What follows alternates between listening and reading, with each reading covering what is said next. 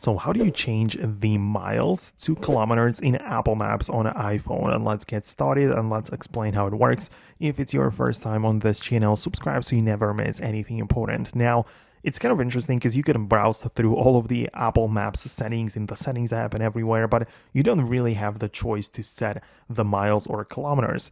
And the reason is that you can change it specifically for your, not specifically for individual apps, but generally for your whole phone. And this can be found in the settings general section. And when you scroll down a bit more, you can find the language and region section.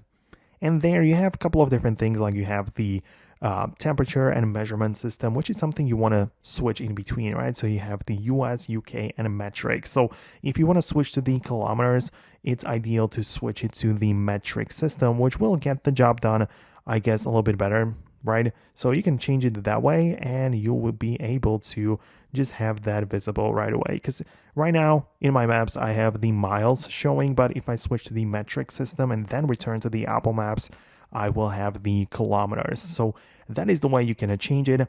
Obviously, you can also utilize some different applications like the Google Maps, for example, in which you can change specifically, not just, based on your whole phone, but that is how it works.